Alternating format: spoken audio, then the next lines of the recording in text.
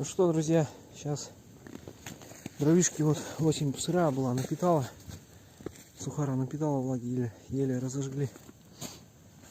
А сейчас схватили, сейчас будем подкидывать в костерок.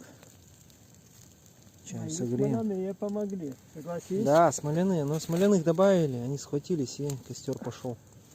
Вот такое вот красивейшее озеро лесное, таежное, маленькое, но глубокое. Посмотрите, какая красота. Пришли, щучку уже маленькую поймали, ждем больших.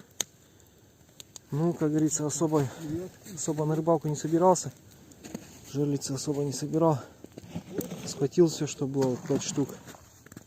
Даже удочки еще не готовил. Сейчас поедем за железками.